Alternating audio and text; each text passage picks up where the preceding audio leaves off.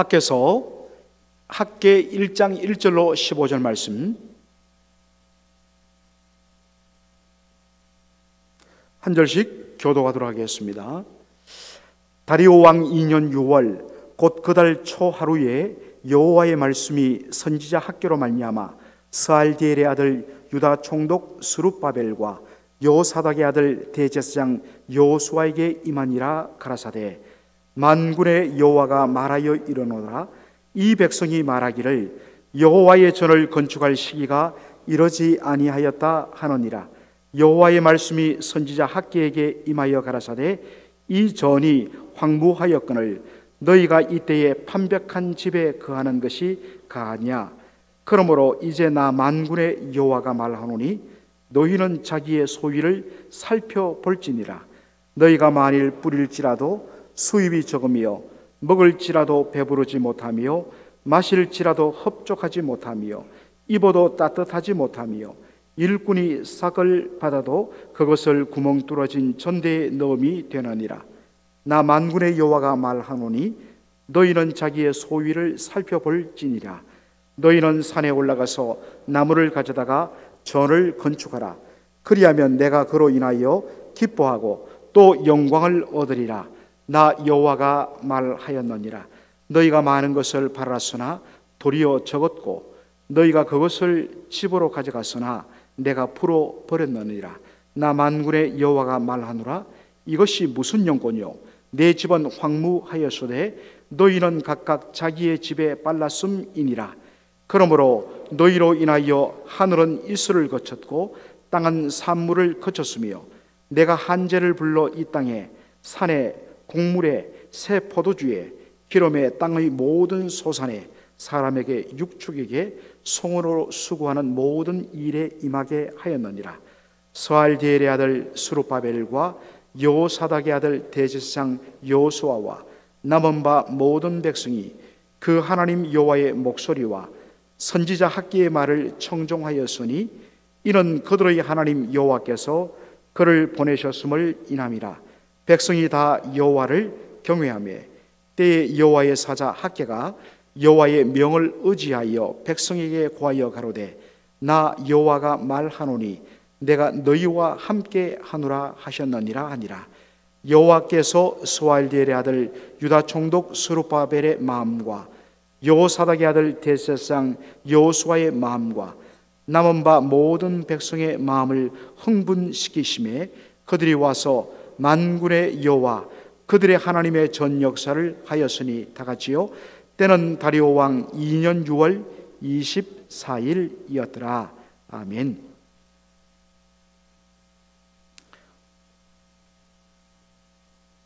오늘부터 이제 3일 동안 저희들이 학개를 보게 됩니다. 정확하게 번역한다면 하가이 이렇게 발음하는 것이 맞습니다. 미국 사람들이 이것을 해가이 이렇게 발음을 하기도 하죠. 학개는 바벨론에서 포로로 귀환한 바로 직후에 백성들에게 말씀을 전했던 선지자입니다. 이 학개와 같은 시기에 돌아와서 같은 시기에 하나님의 말씀을 전했던 또 한 사람의 선지자가 있습니다. 누구입니까?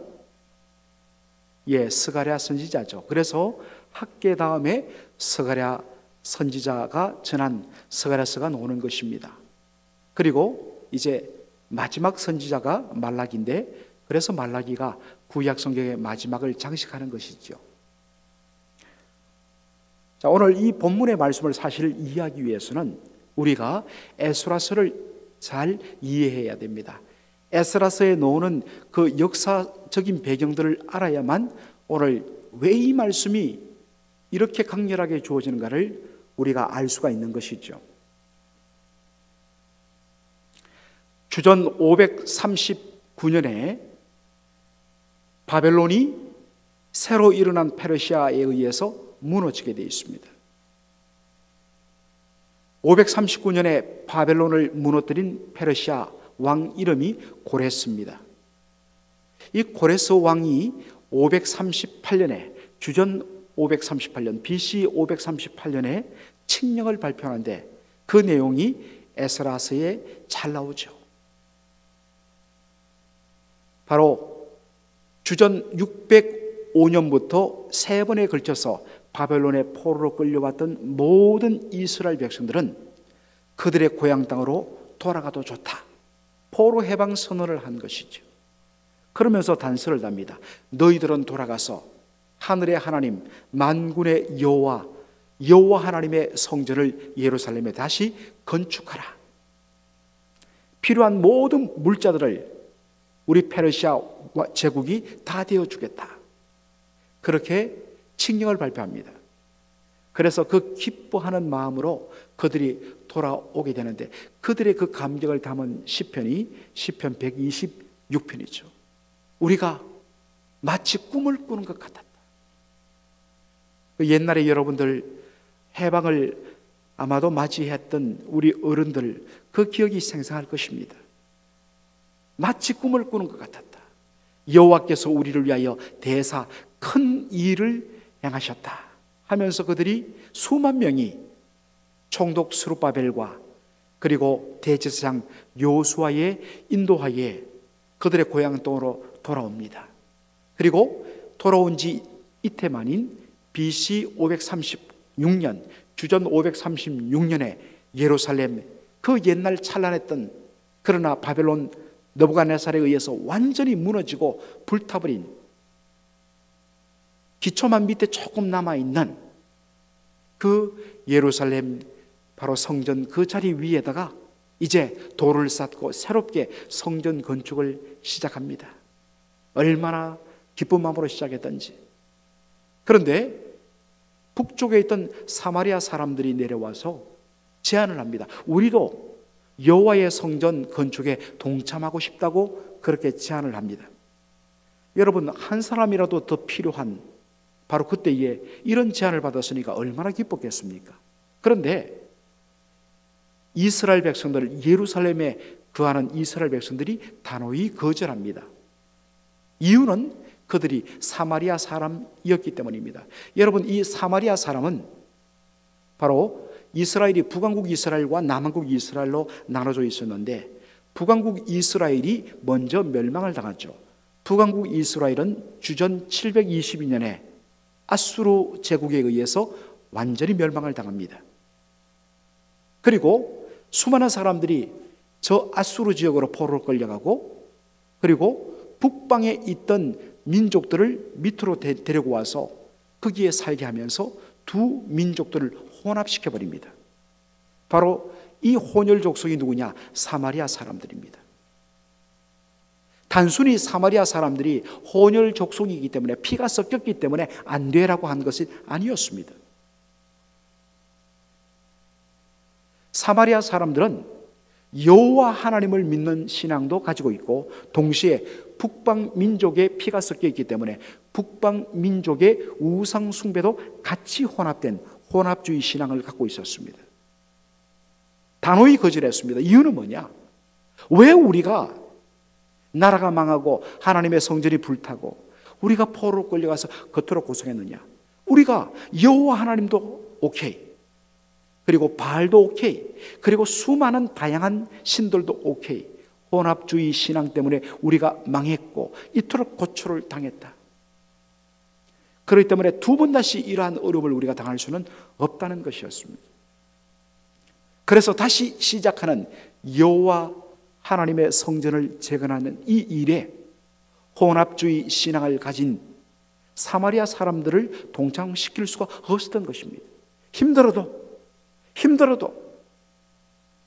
순수하게 여호와 하나님만을 섬기는 우리의 힘으로, 그리고 하나님 주신 힘으로 감당하겠다. 미안하지만 당신들과 함께할 수 없다고 단호히 선언합니다. 이 거절당한 사마리아 사람들이 가만히 있지 않았습니다. 뭐 우리의 호의를 거절해?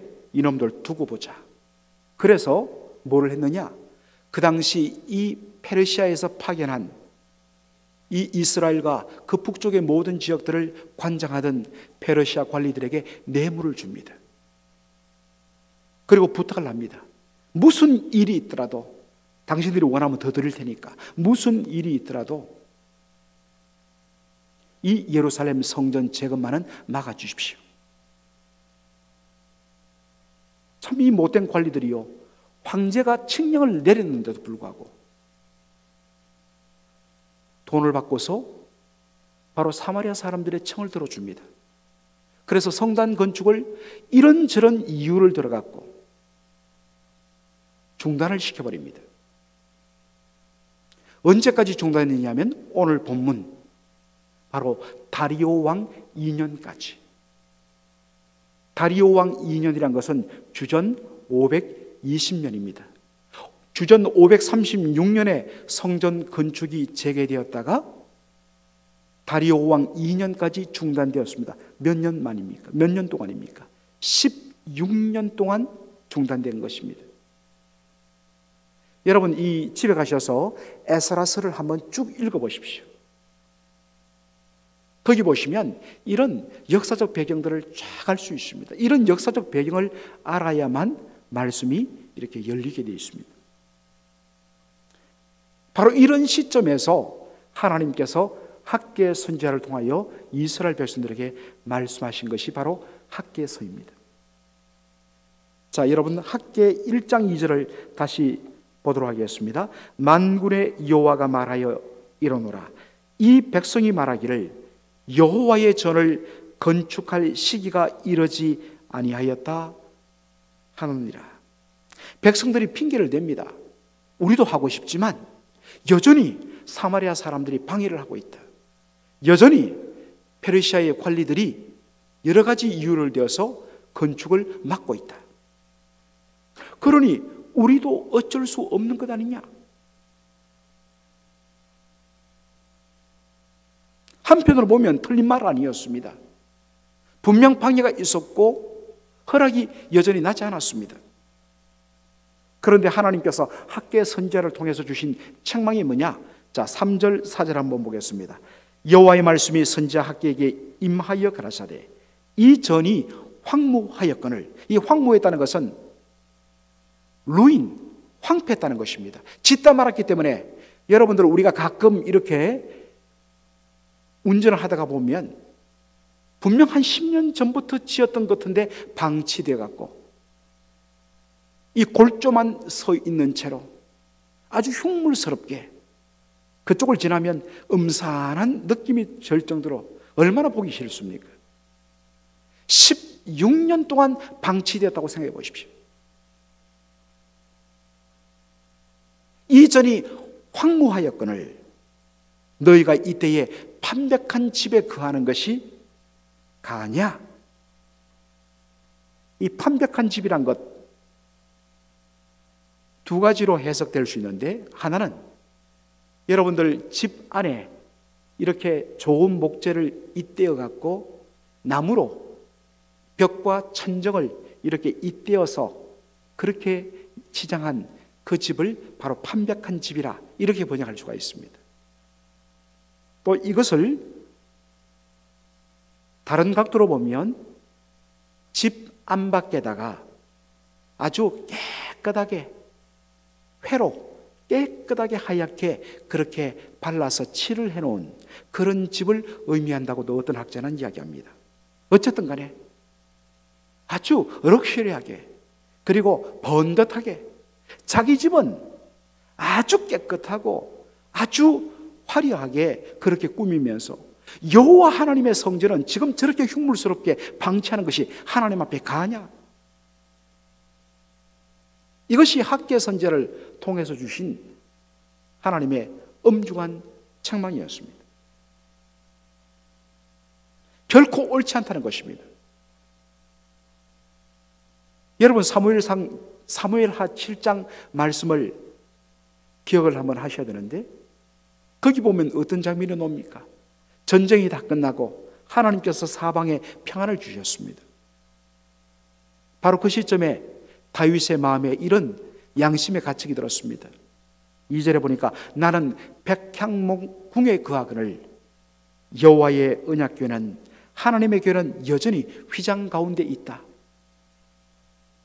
나는 이렇게 백향목으로 지은 아주 좋은 궁궐에 사는데 여호와의 언약궤는 아직도 아직도 자리를 찾지 못하고 저렇게 텐트 속에 휘장 가운데 그렇게 가려져 있는데 이게 말이 되느냐? 너무나 불편하고 죄송해서. 그러니까 이렇게 좋은 궁궐에 자는 것 행복하지 않더라는 것입니다. 그래서 나단 선지자에게 자신의 소원을 말합니다. 제가 힘을 들여서 성전을 짓겠습니다. 물론 하나님께서는 다윗의 성전 건축 그 계획을 하나님께서 허락하지 않습니다. 왜냐하니까 그가 너무나 많은 피를 흘렸기 때문에. 그러나 하나님께서는 그의 그 귀한 마음만큼은 연락하시고 바로 그에게 언약을 맺으시며 그의 자손이 대대로 영원히 그 위에서 끊어지지 않을 것이라고 하나님께서 언약을 해주십니다. 어떻게 보면 이것이 정상적인 마음이죠. 그런데 포로에서 귀환했던 사람들은 다윗의 심령과는 정반대로 흘러갔습니다. 처음에는 안 그랬습니다. 처음에는 그들도 열정이 있었습니다. 에스라서를 한번 보십시오. 얼마나 그들이 기뻐하고 울었는지 모릅니다.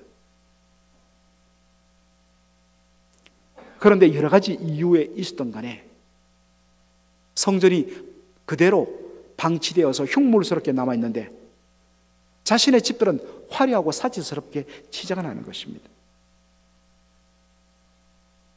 1차적으로는 사마리아 사람들의 방해 책동이 있었고 뇌물을 먹고 페르시아 관리들이 그렇게 중단시켰기 때문이기도 하지만 근본적으로 그들이 이렇게 된 근본 원인은 뭐냐?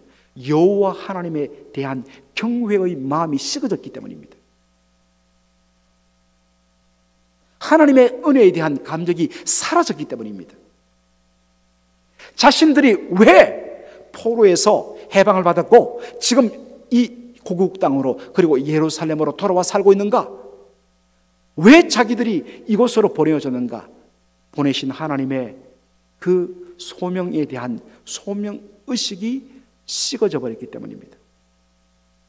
그들이 왜 포로에서 해방되고 왜 고국 땅으로 돌아오게 되었습니까?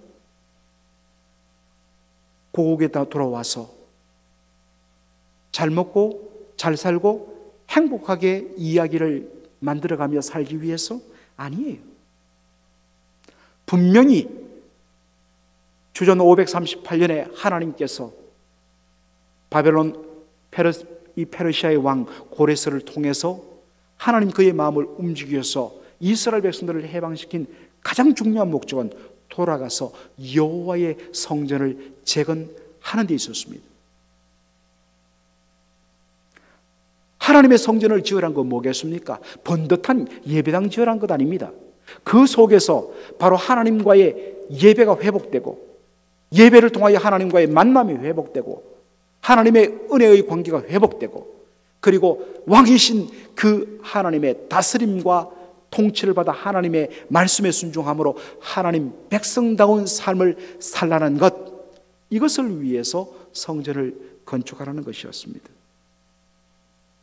그런데 받은 은혜와 하나님에 대한 사랑이 식어지고 그리고 왜 우리가 여기로 보냄받았는가?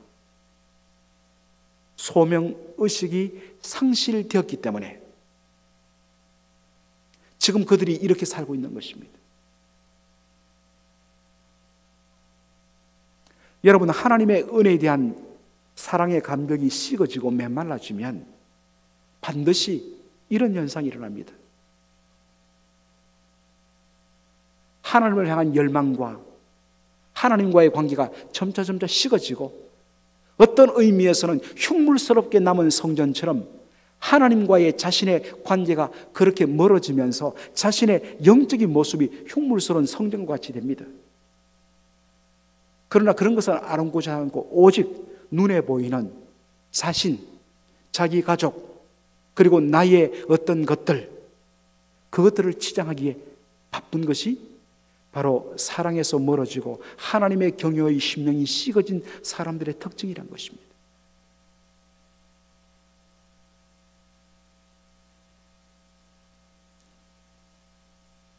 이들의 잘못을 일깨우기 위해서 하나님께서 동원하신 방법이 무엇이냐?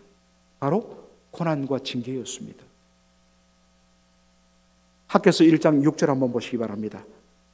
한번 너희들의 여러 가지 일들을 한번 살펴봐라. 너희의 소위를 살펴봐라. 하면서 6절에 너희가 많이 뿌릴지라도 수입이 적음이요. 자, 말씀을 보십시오. 먹을지라도 배부르지 못하며 마실지라도 흡족하지 못하며 입어도 따뜻하지 못하며 일꾼이 삭슬 받아도 그것이 구멍 뚫어진 전대에 돈주머니에 돈을 넣은 것처럼 가득하게 불룩하게 넣었는데 한참 걷다 보니까 술술 빠져갖고 남은 것이 한 푼도 없더란 것입니다. 학개서 1장 10절로 11절 여러분 성경 보십시오. 그러므로 너희로 인하여 하늘은 이슬을 거쳤고 땅은 산물을 거쳤으며 내가 한재, 이 가뭄이죠, 한재를 불러서 이 땅에 산에 곡물에 새포도주에 기름에 땅의 모든 소산에 사람에게 육축에게 손으로 수고하는 모든 일에 임하게 하였느니라. 미치지 않은 곳이 없을 정도로 하나님께서 한재, 가뭄, 드라웃을 가지고 와서 그렇게 정말 그들이 소산이 눈에 띄게 확 줄어들도록 했다는 것입니다. 물론 여러분, 모든 어려움을, 모든 힘듦을, 고난을 다 하나님이 우리의 잘못에 대한 징계와 심판이다, 이렇게 접근해서는 안 됩니다. 더군다나 다른 나 아닌, 우리 가족 아닌 다른 사람에 대하여서, 어려움에 대하여서 함부로 판단해서는 안 됩니다. 절대로. 나름대로 사정이 있고 다양한 이유가 있습니다. 그러므로 모든 어려움과 고난을 다 너 하나님 앞에 잘못했구나, 너 그래서 하나님 앞에 지금 심판받는 거야, 징계받는 거야, 회개해, 절대로 여러분 그렇게 접근해서는 안 됩니다. 그것을 아는 분은 하나님과 당사자예요. 하나님과 당사자의 문제예요. 맡겨둬야 됩니다. 고난을 당하고 어려움을 당하는 사람에게 우리가 해야 할 일은 뭐냐?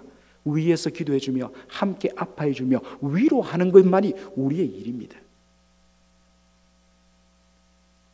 그런데 오늘 이 본문에서는 명확하게 그들이 당한 여러 가지 어려움, 이 모든 가뭄과 가뭄으로 인해서 소산이 줄어들고 그들의 생계가 어려워지고 먹어도 배부르지 않고 입어도 따뜻하지 않고 주머니에 돈을 넣었는데 뭐 어디 흘러갔는지도 모르게 술술 빠져나오는 이 일이 어떻게 되었느냐? 바로 너희들의 그 행위 때문에 하나님께서 이렇게 하신 것이다. 그렇게 하나님이 분명하게 해석을 해주고 계십니다.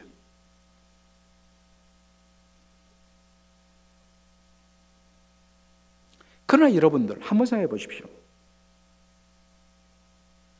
실질적으로는 어렵고 고난이지만 이게 하나님께서 미워해서 그런 것이 아니라 뭡니까? 정말 그들의 잘못을 깨닫고 그들이 하나님을 바로 경외하는 자리로 돌아오게 하기 위해서 주어진 것이 이 징계요 고난일진데, 이것은 사실은 하나님께서 당신의 백성을 사랑하는 변장된 사랑의 증거이기도 합니다. 어떤 면에서는 이 어려움을 통하여 갖고 지금 내가 하나님께 멀어졌구나, 내가 지금 하나님의 은혜의 감격이 식어졌구나, 하나님께서 나를 부르시고 세우시고 하나님께서 나에게 뜻하신 그 소명의식이 지금 식어졌구나, 이래서는 안 되지. 다시 하나님께로 돌아가자, 다시 은혜의 자리로 돌아가자. 그런 의미에서 이 고난은 바로 변장된 하나님의 축복이란 것입니다. 학개가 전한 말씀을 들은 백성들이 참으로 귀한 반응을 보입니다. 어떤 사람들은 하나님 말씀 들어도 듣는 둥 마는 둥, 아예 귀를 닫고 그저 말씀에는 관심 없는 사람들이 있어요. 정말 불행한 사람이에요. 그러나 진짜 축복받은 백성은 뭐냐? 잘못 있고 문제가 있어요. 그러나 그것에 대해서 하나님의 말씀으로 자신의 삶이 비춰질 때에 부끄러워할 줄 알고, 그 말씀 앞에서 반응할 줄 알고, 그 말씀 앞에서 주께로 돌아갈 수 있다는 것, 이게 얼마나 큰 축복인지 몰라요. 학개서 1장 12절 보니까 이 말씀을 들은 백성들이 어떻게 반응하느냐, 백성이 다 여호와를 경외하며, 이 경외했다는 말은 하나님을 높이고 하나님을 향한 거룩한 두려움과 하나님을 존중함과 하나님에 대한 사랑의 마음, 그래서 하나님을 예배하는 이 모든 것을 다 포함하지만, 바로 이러한 상황에서 하나님을 경외했다는 것의 출발점은 무엇입니까? 하나님 말씀 듣고 그 말씀 앞에 반응하고, 그 말씀 앞에 자신의 문제에 대하여 회개하고 하나님께 온전히 엎드리고 그 말씀에 대해서 결단했던 것, 이것이 뭡니까? 하나님을 경외하는 것으로 나타났다는 것입니다. 말씀에 근거해서 자신의 잘못을 인정하고 회개하고, 회개란 것은 돌아서는 것이라 했습니다. 돌아서서 그 말씀 앞에 온전히 순종하는 것, 뭐까지 나갑니까? 예, 성전 짓겠습니다. 사마리아 사람들 방해도 짓겠습니다. 페르시아 관리들이 회방에서 나중에 제가 감옥에 들어가면 들어가겠습니다. 먼저 하나님께서 하신 이 말씀 순종하겠습니다. 이게 하나님을 경외하는 것입니다. 하나님을 향한 경외는 바로 행동입니다. 결단입니다. 순종입니다. 순종과 결단과 행동 없는 여호와 하나님의 경외는 가짜예요.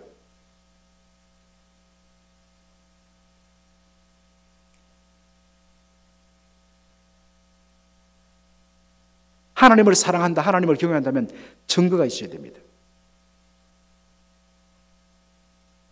오늘 14절에 보니까 이 말씀을 들은 백성들의 또 모습이 그려져 있는데, 이 모든 말씀이 모든 백성의 마음을 흥분시키심에, 학개를 통해서 선포된 하나님의 말씀을 들었을 때에 백성들의 마음이 흥분되었다 했습니다. 그런데 이 흥분하다, 마음이 흥분되었다는 이 말을 히브리 원어로 보면 더 정확하게 이렇게 번역할 수 있습니다.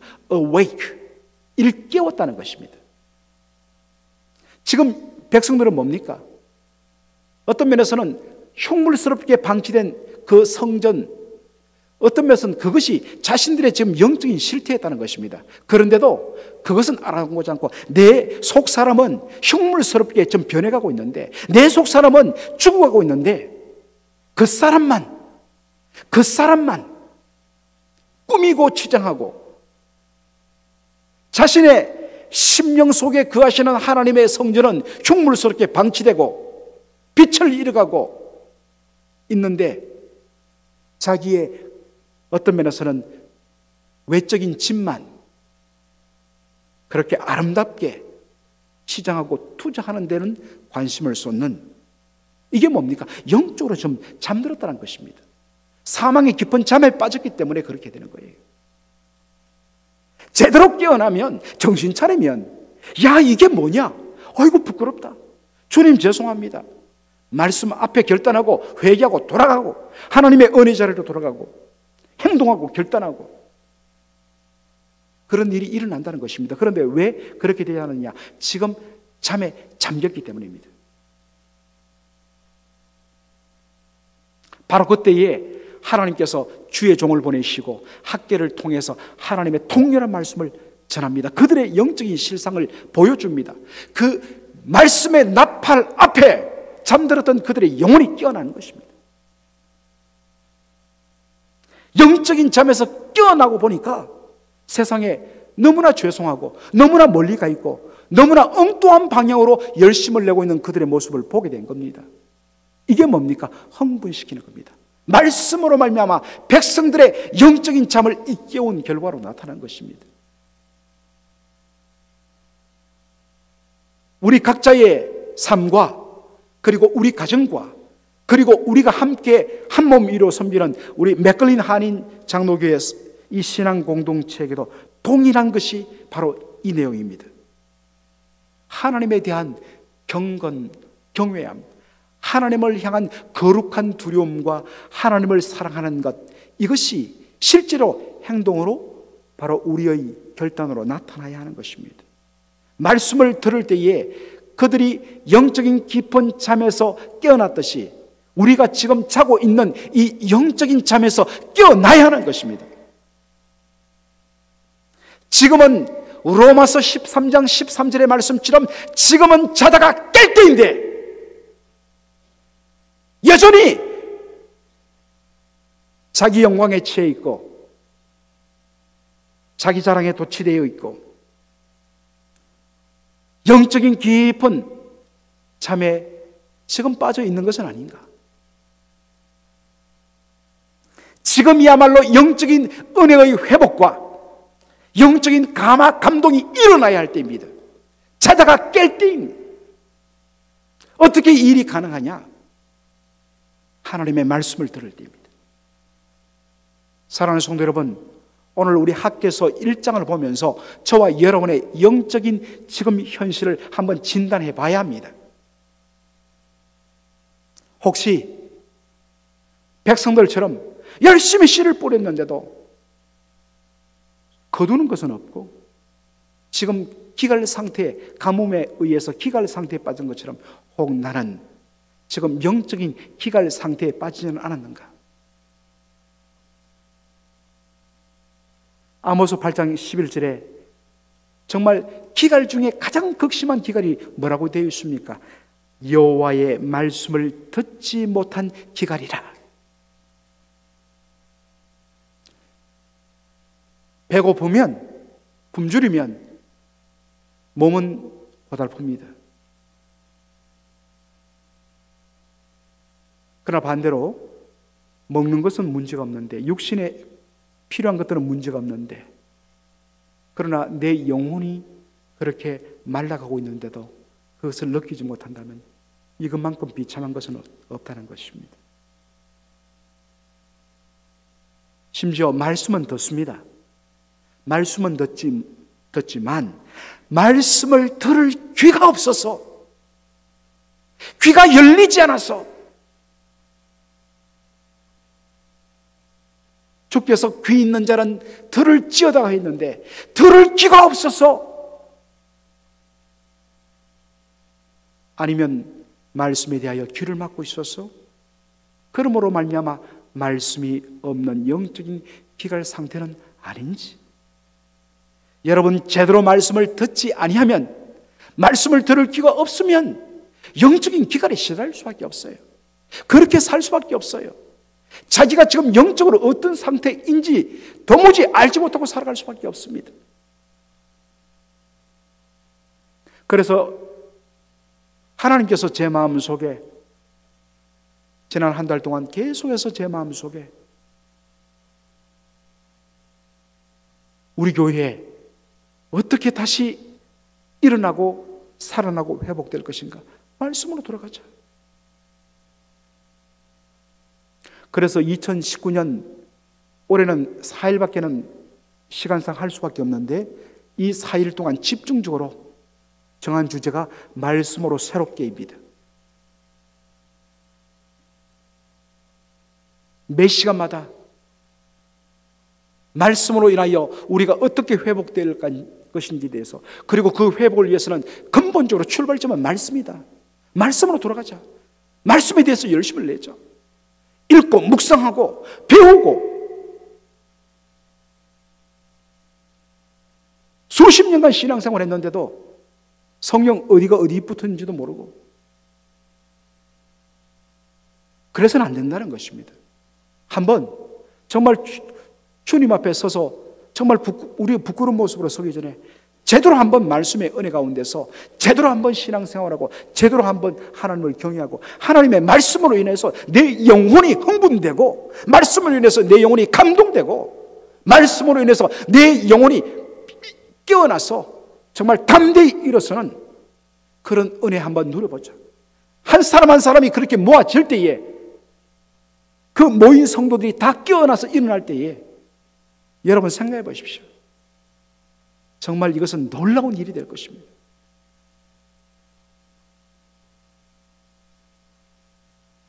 젊은 사람들이 채워지기 전에 내 영혼이 젊어져야 됩니다. 내 영혼이 말씀으로 인해서 영적인 회춘을 경험해야 돼요.